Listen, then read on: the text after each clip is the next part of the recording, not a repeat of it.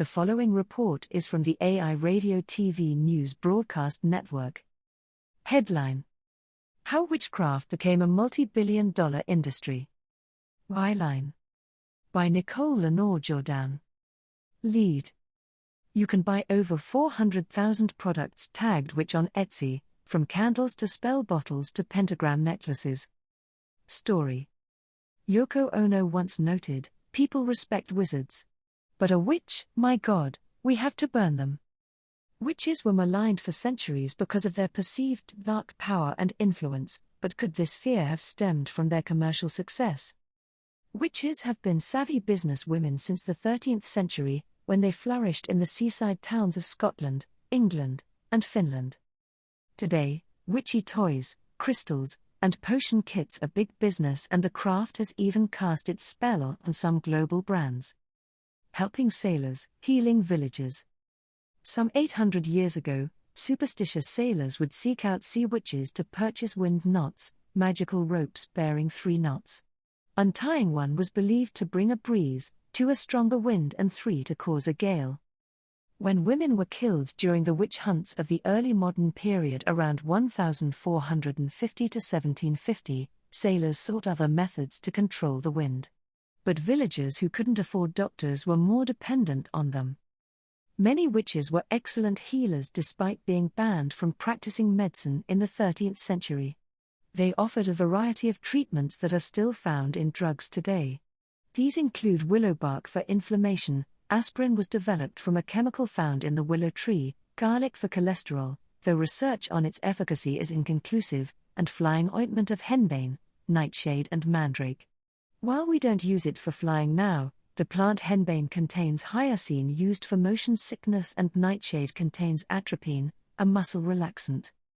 In 17th century France, witches could earn a grand living selling love potions and poisons. Catherine Deschays, also known as Lavoisin, amassed a fortune selling women potions to poison a spouse or competitor, including selling to Louis XIV's mistress. She also provided abortions. Deschays was burned at the stake in 1680. Witch hunters often treated independent women with suspicion. Between 1620 and 1725 in New England, 89% of women put on trial for witchcraft were wealthy, with no male children nor male siblings to share in their inheritance. Pagan rituals to social media. Deschays was a Satanist. The wind sellers were pagan because they did not adhere to Christian beliefs. Yet they led the way to the development of the Wicca form of modern witchcraft in the mid-20th century.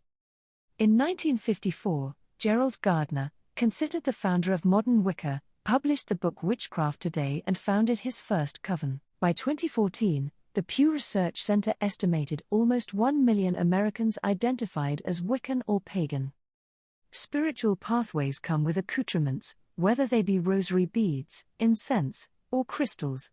So, like the wind knots sold to 13th century sailors, witchcraft has enduring revenue potential. On dark moonlit nights, Renata Daniel, a small business owner and witch from Newcastle, can be found working either in a cemetery in Wollombai, New South Wales, laying flowers on gravestones while showing tourists on a ghost tour, or assisting in a paranormal investigation.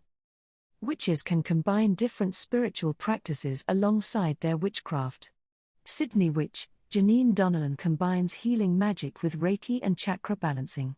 Books like the one written by musician Fiona Horn and businesses like Witch in Wares cater to the estimated 22,000 Australians who identify as Wiccan and pagan. Witchcraft for most practitioners isn't all about commerce. Donnellan says she has a few people in the freezer, meaning she has worked spells meant to keep negative energy away by putting someone's name in a bag, filling it up with water and freezing it. The American psychic services industry, including palm readers, mediums and astrologists, is worth $2.2 billion, 3.2 billion Australian dollars, mostly from small businesses. Savvy witches are thriving on the internet. #WitchDoc on TikTok has had over 5.3 billion views, and #Witchesof Instagram has more than 5.5 million posts. You can buy over 400,000 products tagged witch on Etsy, from candles to spell bottles to pentagram necklaces. Corporate witchcraft. It isn't just cottage psychics and online influencers getting in on the act. Large corporations are exploring the mystical, with mixed success. The Ouija board, a tool witches and spiritualists had helped them commune with spirits, was patented in 1891 by the Kennard Novelty Company. Within a year, the company grew from one factory in Baltimore to 2 in Baltimore, 2 in New York, 2 in Chicago, and 1 in London. By 1967, the patent was in the hands of toy company Parker Brothers and annual sales reached 2 million, more than Monopoly. In 2018, cosmetics giant Sephora launched their $42 starter witch kit, containing sage, tarot cards, and rose quartz. After witches around the globe decried it as cultural appropriation, Sephora pulled the product from the market. This controversy hasn't dissuaded other corporations. Last year, Airbnb offered fall equinox rituals as holiday experiences. Urban Outfitters sell smudge sticks, tarot cards, and crystals in their US stores and witch hat incense holders in Australian outlets. Booktopia sells tarot cards. Witches can also claim globally recognized marketing iconography in the form of the black hat. Though COVID has put a dampener on Halloween, Americans are still expected to spend $8 billion on the holiday with pagan roots. The commercialization of witchcraft has allowed modern witches to prosper financially without the fear of being burned at the stake, drowned, or tortured. Now, having come out of the broom closet, there is no going back. For more news and features from AI Radio/TV News, visit www.airradio.news. CA